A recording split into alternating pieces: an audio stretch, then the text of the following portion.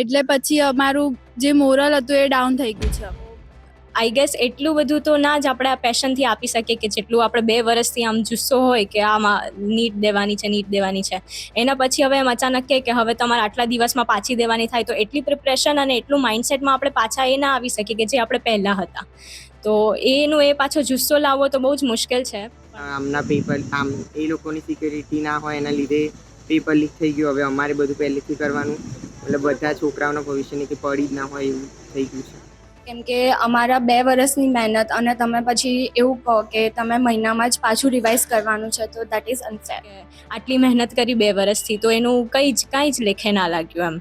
અને ફેમિલીનું બી એ જ કહેવું છે કે આમાં સીટ અગર તમને મળી જતી હોય છે ફર્સ્ટ ટાઈમમાં જ, તો અમારો શું વાંક હતો આમાં એમ. આ એનટીએનું લીક થયું તો એનટીએને કંઈક જે લોકોએ ચીટિંગ કરી એ લોકોને કંઈક કરવા જેવું હતું. આમાં 25 લાખ સ્ટુડન્ટ્સને બધાને અફેક્ટ થાય તો એ લોકોના કરિયરને બહુ જ વધારે અફેક્ટ થઈ શકે. બસ એ જ વિચાર આવ્યો કે જે લોકોને મેડિકલમાં સિલેક્શન થવાનું જ હતું અને જે કોન્ફિડન્ટ હતા એ લોકોનો આખો મોરલ ડાઉન થઈ ગયો કે હવે ફરીથી નીટ આપવી પડશે.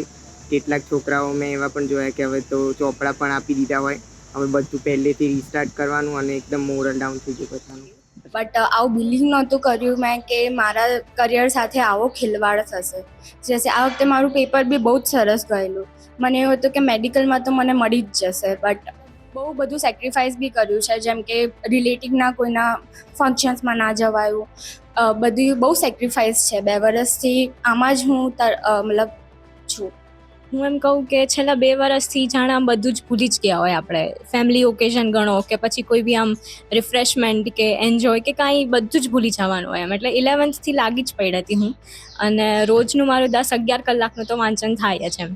એટલે એમાં બધું એક્સ્ટ્રાની પ્રેક્ટિસ, જેમ કે ઓનલાઈન બી મેં બધું સબસ્ક્રિપ્શન લઈને બધું કર્યું હતું, એક્સ્ટ્રા કન્ટેન્ટ બધો કવર કર્યો હતો, ટ્યુશન્સમાંથી જે કરાવે એ બી બધું કર્યું હતું અને ખૂબ જ મહેનત કરી હતી.